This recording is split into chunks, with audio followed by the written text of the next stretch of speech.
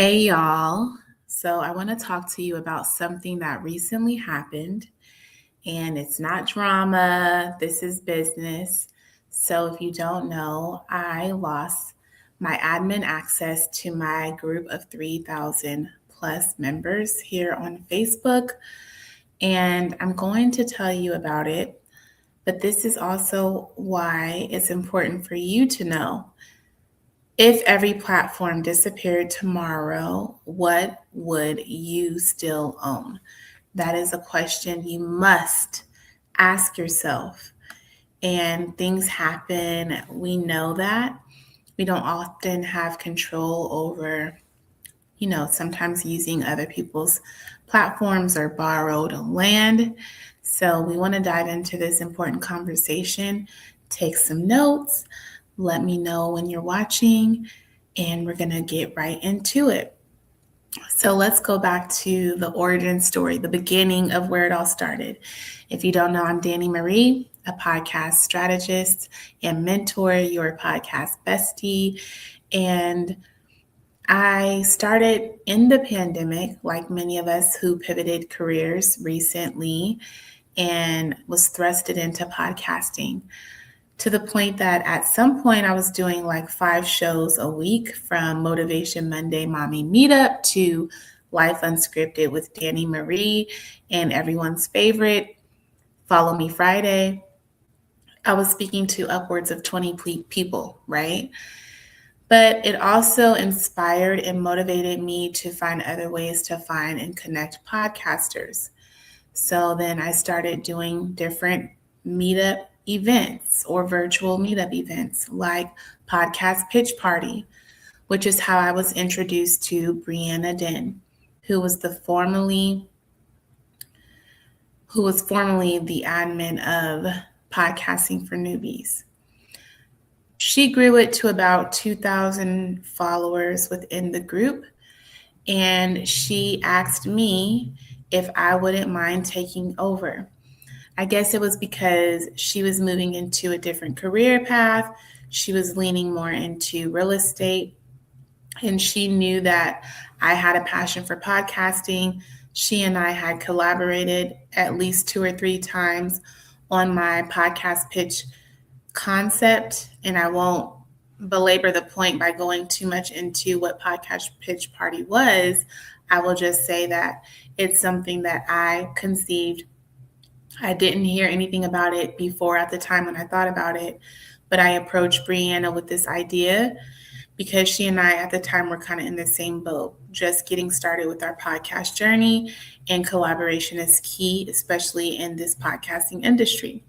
So she obliged, and she and I collaborated, and it was a successful event. And then a few years later, she asked me if I would take over Podcasting for Newbies, the Facebook group. And I did. And when I took over, I gave the backstory. I introduced myself. I told people what to expect. Yet and still, when I came in, it felt like I came in controlling things, came in with guns ablazing, and I had a vision for the group that not everybody was ready to adopt. And that's okay. I still stand 10 toes down on building something for the long term, knowing that I want to build community, knowing that I don't want to be a surface level Facebook group like I often experience, where they kind of just let things happen or have too much control. I want it to be very much a part of the process, and I wanted people to get value from the group. Otherwise, they could go to all of the other podcasting groups that were out there, and that still exists to this day. Nonetheless, I made a few changes, with the last change being we're not calling ourselves Podcasting for Newbies. We're moving into Plan to Podcast, because you need to evolve as a creator and as a podcaster, and everything starts with a plan. And so there was like a triple meaning to Plan to Podcast. Plan ahead. You can't find success without a plan. You need to have a business plan, like a podcasting plan, things that tell you what to do, when to pivot, who you serve, why it's all important. So Plan to Podcast was the latest title of the group, which we also called the title of our podcast. And it was, again, stepping into making podcasting something that you do full term and no longer as a hobby. So the mindset was different, the branding was different, the feel was different. And I asked a few members to become moderators of the group. So the idea was every day of the week, we would have a moderator who would be the person facilitating. They can share whatever advice, they can share whatever links, whatever podcasting related thing they wanted to share on their day. They had full reign to do that.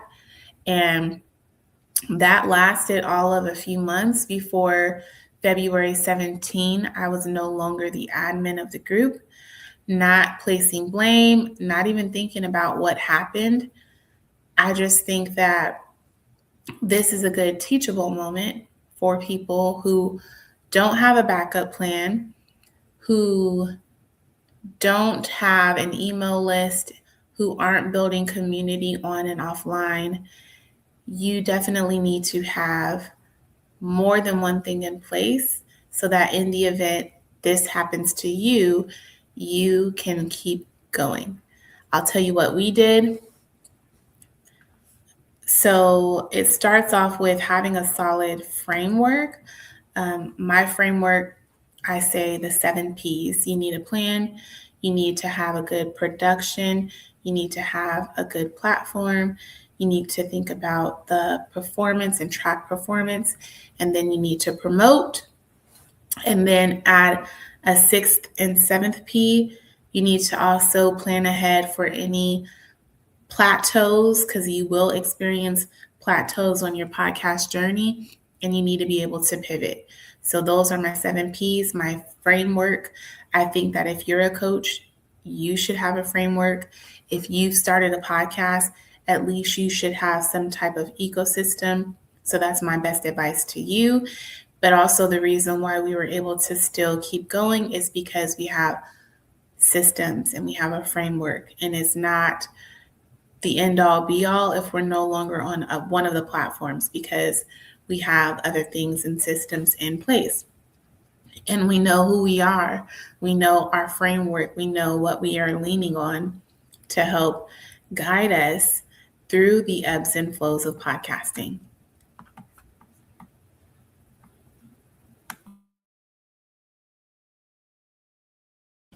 So February 17th, I noticed I was no longer the admin.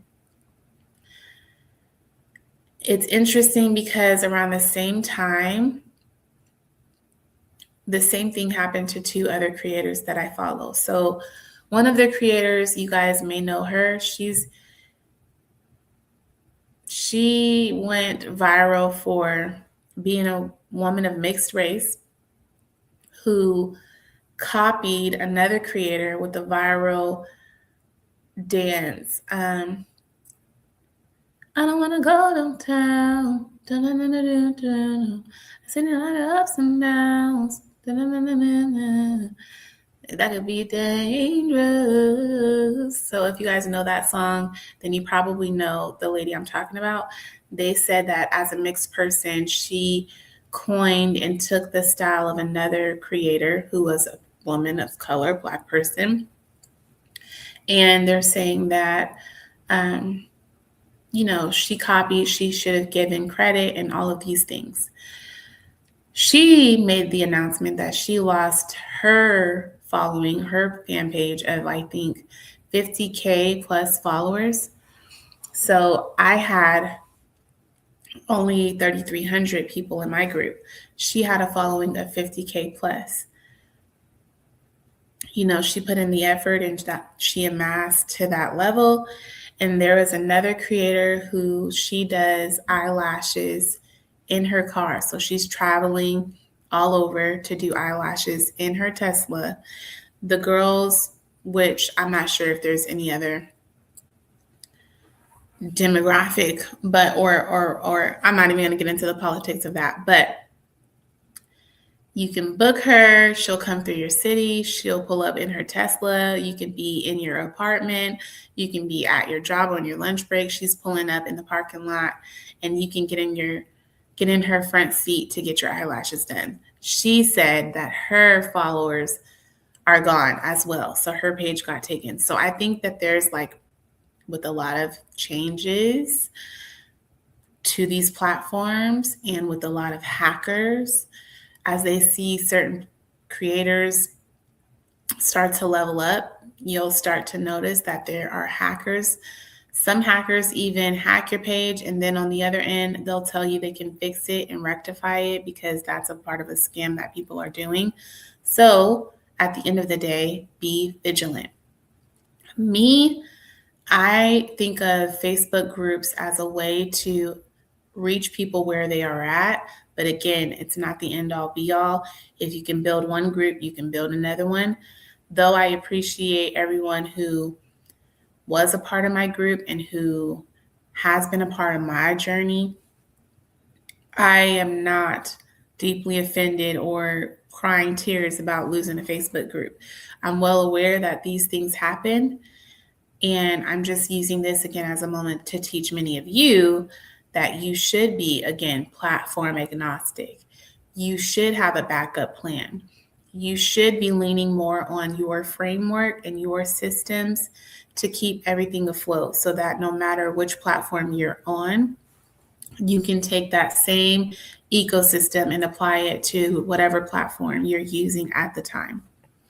So let's give you guys some things that you can actually write down, especially if you are a podcaster, a creator, an influencer, whatever things that you could actually think about. Because I know like when TikTok was first banned, there were people in tears because a lot of creators were making money on their TikTok shops, but they did not have a backup plan. They didn't have a plan B. They weren't taking people's information and collecting that data to use that data and information at a later time. They aren't growing an email list. They're not trying to get people to follow them on other platforms. So you have all of your eggs in one basket. And the moment someone comes and steals that basket, you are left with nothing. So we want to give you some things that are tangible, things that you can actually apply to your own journey, whether you're a creator or podcaster. Number one, platform agnostic. Or you can look at it as platform omnipresence, meaning be on more than one platform. But I'm going to actually give you the clear definition of platform agnostic, not from my own words, but so we're using the actual meaning. That's something that no matter how old I get, even as older and the more that I age, definitions I have to revisit because you have a different understanding, a different perception of things. Go back and look at those meanings. Platform agnostic refers to software, hardware, or services designed to operate seamlessly across multiple operating systems. This approach avoids vendor lock-in, increases portability, and ensures equal functionality regardless of underlying technology. If you're looking at it as being, for me, the creator side, users are not tied to a single vendor's ecosystem, allowing for greater freedom of choice. So, meaning that no matter what, I don't have all of my everything just gridlocked on one, or one platform is not just my end all be all. So Facebook, I use the groups. Instagram, I use the reels and carousels, most importantly, the stories on Instagram. Substack, I use the blog feature and the podcasting.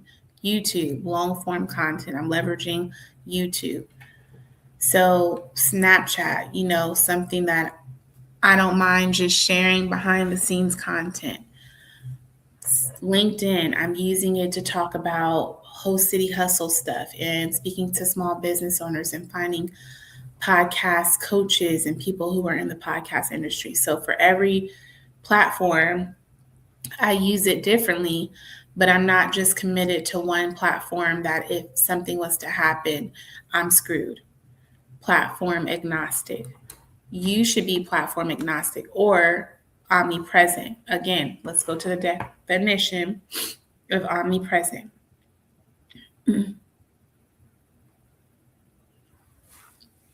Omnipresent means to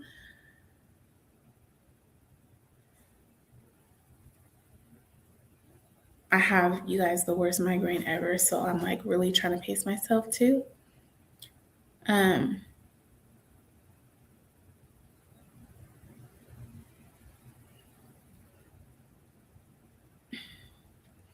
Omnipresent meaning, I mean, I know the meaning, but I want you all to understand the meaning. And of course, it's all biblical on the first page.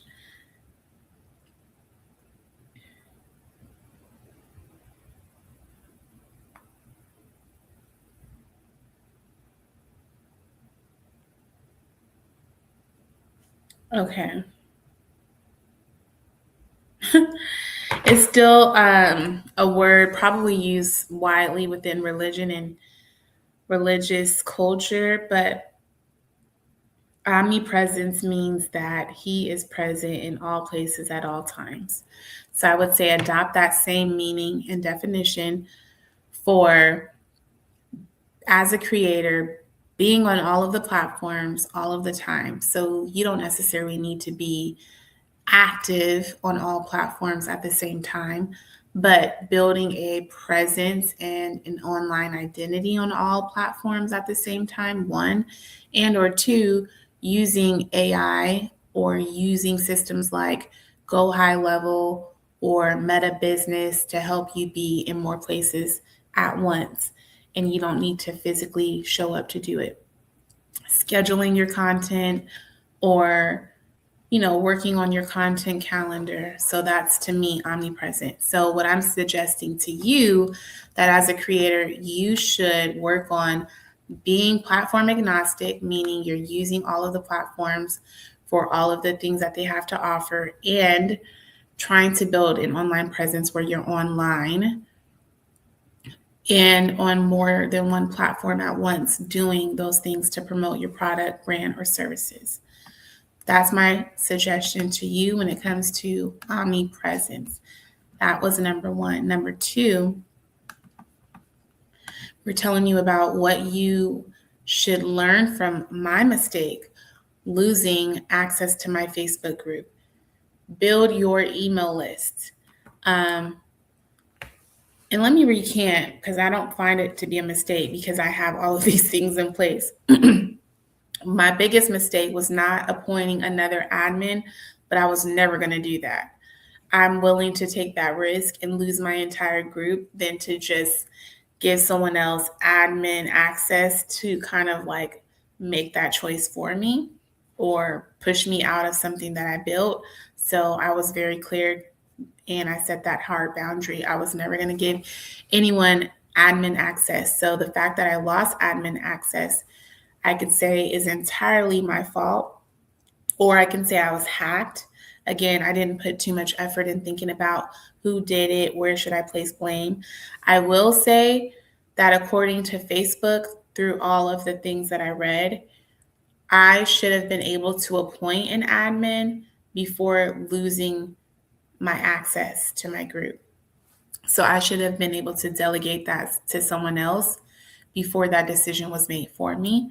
But for whatever reason, I've been booted as the admin. My group is on pause. You could actually look up Plan to Podcast or go find one of the previous posts where I talked about this. But Plan to Podcast is on pause, meaning there's no action, no activity that can take place at all. Likely because there's no person to be the admin. There was no one appointed. I was booted out. So that to me is a signal that either Meta is responsible or there was a hacker.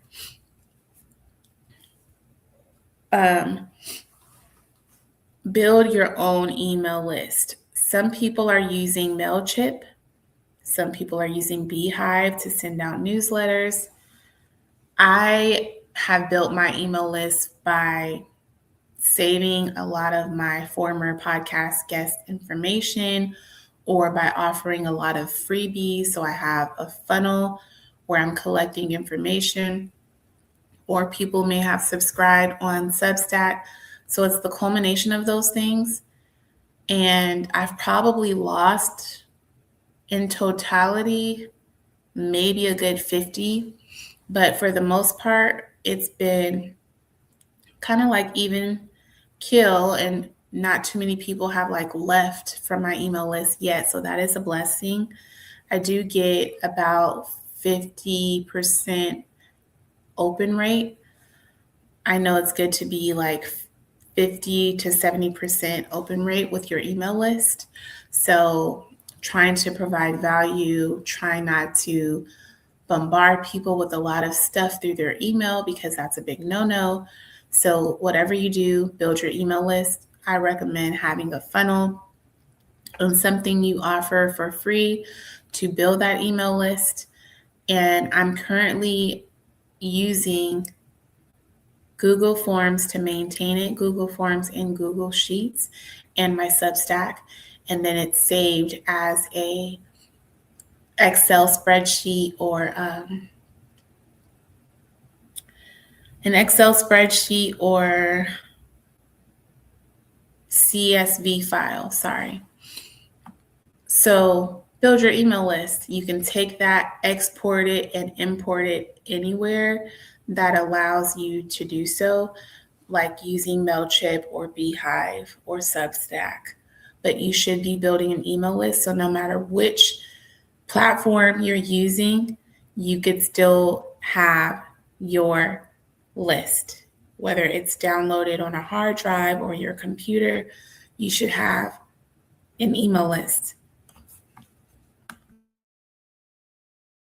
Own your audience. And though I don't like the term, but what it implies is build a relationship. So people are not following you just because you're entertaining them on TikTok. They're following you because they like you. And if you say, hey, we're going to meet up at this place, then they're likely to come where you are. Or if you say, hey, let's all hang out in the next hour in social audio on Fanbase, then they'll meet you there. So owning your audience means you have a rapport with your community and they know where to find you and you show up for them, and you guys are finding ways to engage with one another, whether on platform or off platform, in person or online. Own your audience. They know that you are going to be the person to help them with that very thing. If you're entertaining them or providing education, build your audience and own your audience because you built the trust. So just this morning, I woke up and I was watching someone's live, and, he said, Danny, what's up, Danny? What I try to do anytime I see somebody live is I'll go say, hey, I'll show support. I was in their comments and I said hello, and they said, for everybody who wants to start a podcast, go to Dani because Dani's the go-to. She's the guru in podcasting. She doesn't even know this, but she's helped me in so many different ways. And I think he was talking about some of my advice on streaming and using platforms. So owning my audience means that people are constantly watching and they know me as the podcast person, the podcast bestie, the person that's going to help you with podcasting. So that's how you eventually establish your own audience. It's because you become a person that is the expert on a topic, and they know if anybody knows it, that person's going to know it. Also, number 4, understanding the difference from building community and building a platform. Both are important, but if I had to choose, I would say building a community. Again, people trust the person before the product. And if you are building community, everything you do is community first, people are going to trust you and they're going to believe you and trust you for what you offer, trust you at your word, build community. Many of us also like to hide behind platforms. Show up, be front facing, shake hands, kiss the babies, make yourself accessible with boundaries, healthy boundaries, but try to make yourself available to people for their questions through DM, through comments, through email, by phone. I try to make myself accessible. I have all of those things in place. People know where they can find me. I'm typically responsive. And so that's a part of me building community. I'm always trying to offer advice where I can. I'm more of a supportive person in a supportive role than I would like. I try to position myself more as a support person than a coach. Even though I say I'm a coach, I'm a mentor, I am those things. And depending on what you pay me for, depends on how I also show up. But everything I do at the heart of it is community first. Number 4, always have a backup. So again, be on all the platforms. Figure out what are the top 5 platforms where your community, where your avatar, where your person typically hangs out online or in person. That should be a part of your backup plan list. Number 1. 2, when it comes to having a backup, again, there's nothing that beats online and laptop, the convenience of having those things, but sometimes you need to keep stuff, written out, keep it on a hard drive, keep it a different file on a thumb drive, and a hard drive that you save in a safe. All of those things are extremely important. For me, when it comes to podcast platforms where I record, I have multiple backups. I can use Zoom, I can use Google, and I can use StreamYard. When it comes to podcast platforms where my podcast goes for distribution, I use a few. I go to Substack, YouTube, RedCircle. So have a backup plan when it comes to what you do.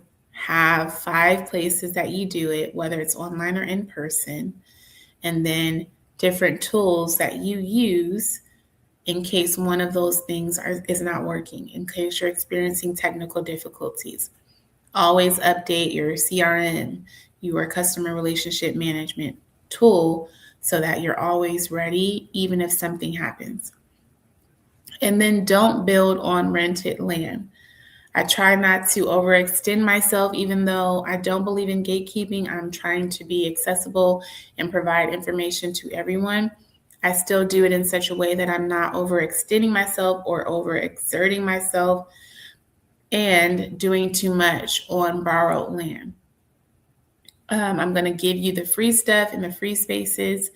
I'll give you more of me behind the paywall because I think that's how things should work out, especially if we're talking about not overextending yourself. Because of that, I know I'm using borrowed land on other social media platforms, so I'm only going to give just enough. But if you want more, I make sure you understand that there's ways for you to tap in and get more. So again, I kept this question up the entire time. If every platform disappeared tomorrow, what would you still own? Many of you guys, I already know. Can't really answer that question. I've been building a fan base with exclusive community behind the paywall. We have a customer relationship management tool. I use HoneyBook in particular. I also had the Facebook group, but because the Facebook group was just shut down abruptly, I've already been working on another one, which was the sister group. So there was podcasting for newbies, and then we had podcasting for experts. So everybody was able to get the communication. We're moving over to a different group. We're going to start changing things right away. And you can always go to either the website to stay abreast of information, or you can go to our new group, Podcasting for Experts. And then I had all of the communication channels through email, the email list that I was building, and I can meet up with my people on Saturday through our virtual meetups that we've been doing forever. So again, be platform agnostic, build your email list, own your audience, build for community first, have a backup plan, and don't build on rented land. I personally don't regret what happened. It is an opportunity to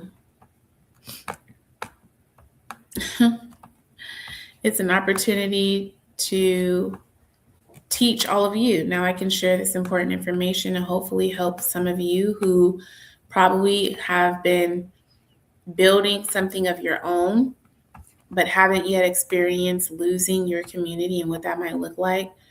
So have a backup plan when it comes to your Instagram account. If you haven't noticed, people are saying, go to my backup page. You need to do that. You need to have the email list. You need to have everything in order that fits your brand so that if something happens, you are not caught off guard.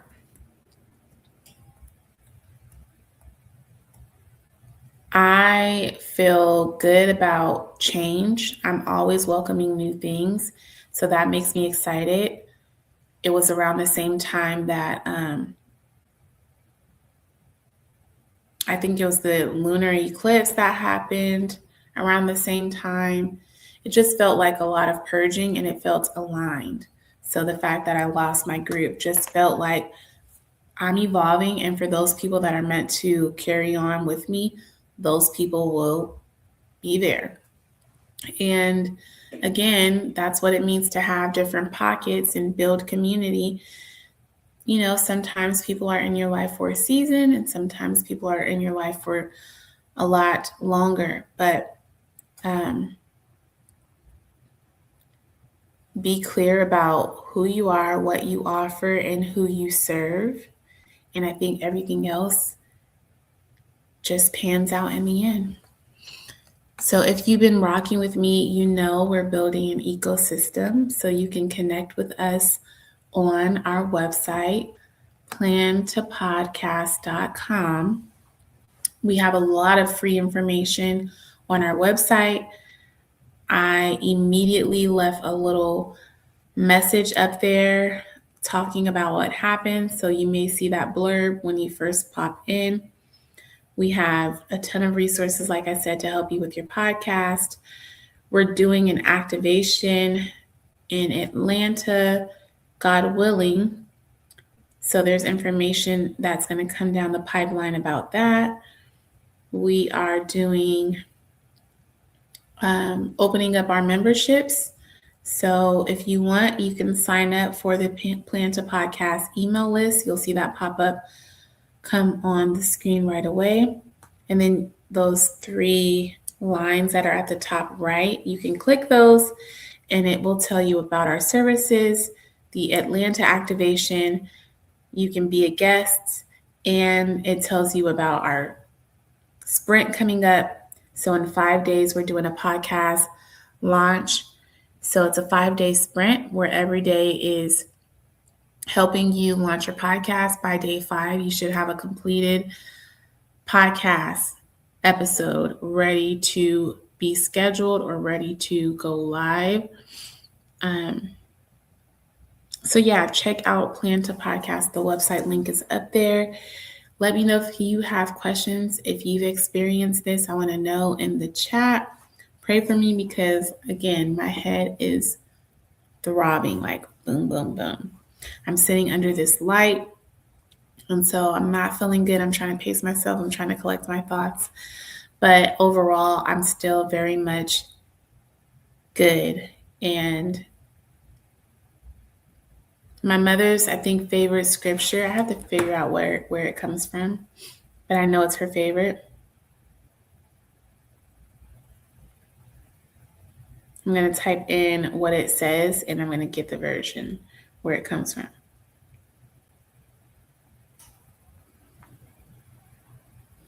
And then I'll let you know.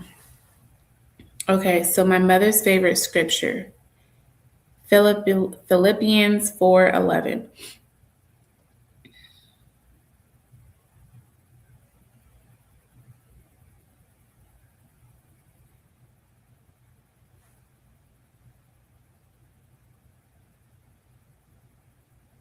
It says, "Not that I speak in regard to need, for I have learned in whatever state I am in to be content. I know how to be abased and I know how to be abound." And so those are my sentiments currently. So many things have happened to me in my lifetime, good, bad, and indifferent. I know that it's just a part of the course. And so I don't get hung up on many things. I've been through the gutter. And I know that, sometimes we're just shedding dead weight so that we can move into what God has for us next. I wish that for you. I know that to be the case for me. And so the group doesn't feel like a loss. It feels like stepping into something new, new wineskin, right? The newness that 2026 will bring on this journey. So I'll leave you with that. Have a lovely day. I'll be back tomorrow. I'm doing a series where I'm talking about all of these things. And tomorrow, I think I'm pulling it up. I should be available at 1, like I said, to do it. But tomorrow we're talking about,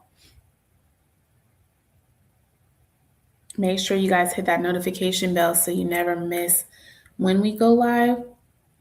But tomorrow, what losing my Facebook group taught me about digital platform presence, risk, and ownership. Okay, so I'll see you all tomorrow at 1. I should be here. Bye.